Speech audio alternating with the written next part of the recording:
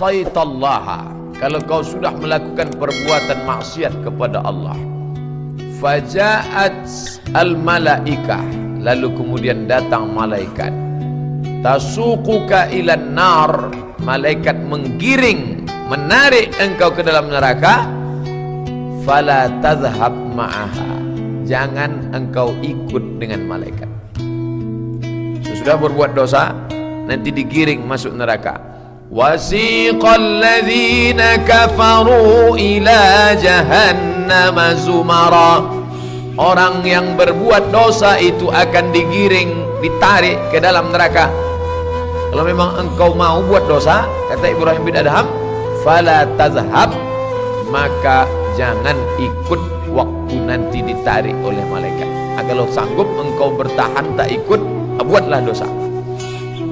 Disangkanya malaikat itu kecil macam security, sedangkan ditangkap security saja agak 2-3 ditarik tak sanggup kuasa. Konon lagi malaikat mau menarik. Sebesar apa malaikat itu Pak Ustaz? Buka Quran. Uli ajnihatin, makhluk bersayap, masna 2, wa sulasa 3, wa ruba' 4. Dari satu sayap ke sayap yang satu, bainal masyriqi wal maghrib, antara timur dan barat. Makanya Nabi tidak pernah menengok Jibril dalam bentuk utuh di dunia. Kapan baru nampaknya Jibril itu dalam bentuk sempurna? Laqad ra'ahu nazlatan ukhra inda sidratil muntaha, waktu Isra Mi'raj di sidratil muntaha. Kenapa waktu di dunia tak nampak bentuk utuh? Andai malaikat itu dalam bentuk fisik semen, bertulang, berdaging, berkulit, tak muat dunia ini hanya untuk Jibril alaihissalam. Maka dilihatnya dalam bentuk, Allah menunjukkan dalam bentuk cahaya, karena cahaya tidak mengambil tempat. Cahaya, cahaya, cahaya. Sebesar apapun cahaya di ruangan ini tidak mengambil tempat, karena cahaya bukan fisik. Malaikat seandainya turun dalam bentuk fisik, tak muat dunia ini. Malam Lailatul Qadar, qadar artinya sempit. Man qudira alaihi rizquhu, siapa yang disempitkan rezekinya. Qadar artinya sempit.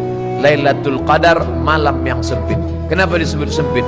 Andai turun malaikat dalam bentuk batu kerikil, maka sempit dunia ini sampai kita tak bisa bergerak. Makanya pada pagi malam Lailatul Qadar itu cahaya matahari redup. Kenapa redup? Saking banyaknya cahaya malaikat yang turun. Salamun hiya hatta matla'il fajr. Tapi hadis ini tak bisa dipakai di Riau, karena 30 subuh, 30-30-nya redup. Bukan karena cahaya malaikat, asok. Bisa dipahami hadis itu kalah cahaya matahari karena cahaya malaikat. Kalau sudah masuk lampu sorot yang terang, maka kalahlah ini, redup ini kalau datang lampu sorot.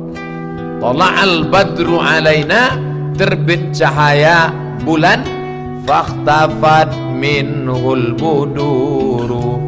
Tala'al badru alaina min saniyatil wada'. Tala'al badru alaina fakhtafat minhul buduru.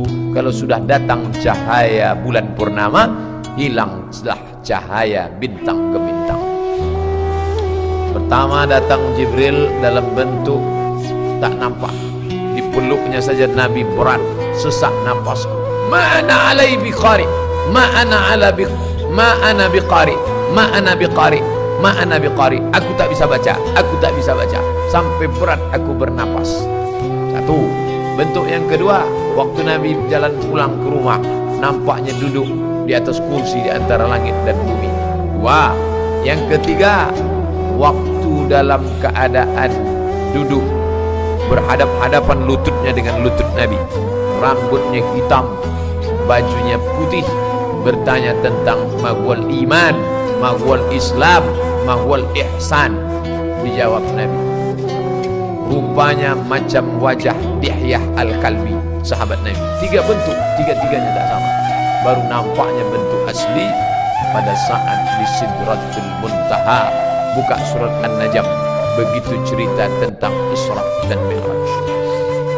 Nanti kata Ibrahim bin Adham, setelah kau buat dosa maksiat, ja'at skal malaikah, datang malaikat kepadamu, litasukuka ilan nar, digiringnya engkau ke dalam neraka, fala tazhab, kuatkan kakimu, jangan ikut sama mereka. Kalau sanggup engkau kuat.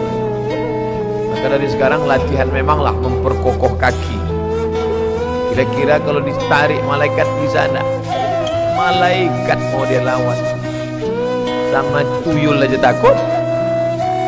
Malaikat mau dilawan. Malaikat itu sampai Umar bin Khattab pun tak tahu. Setelah pergi malaikat yang berambut hitam berbaju putih, lalu Nabi bertanya, tahu kalian siapa tadi yang datang? Tidak. Umar, tahu engkau siapa tadi yang datang? Tidak.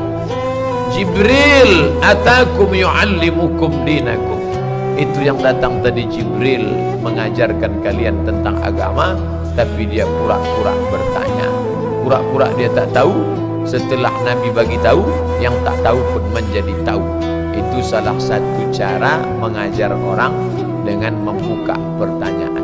Makanya banyak jamaah, sebetulnya Pak Ustaz yang saya tanyakan tadi itu tahu saya itu. Nah, Pak tanya, saya mau nyindir kawan saya aja, nyindir pula.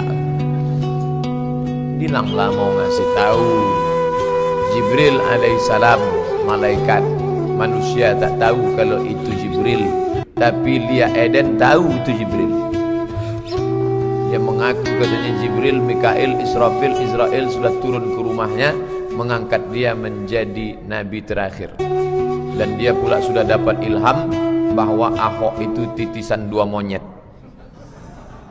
Dan dia minta supaya presiden menyiapkan bandara karena Jibril mau turun dari planet pakai UFO, kata dia. Orang begini dibela ini oleh human right. Ini nanti entah bagaimanalah malaikat maut menyentapkan nyawanya.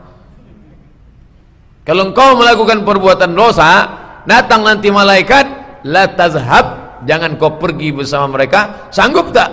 Kata si pelaku maksiat tadi, aku tak sanggup. Berat-berat betul syarat ente ini, wahai Tuan Ibrahim bin Adham.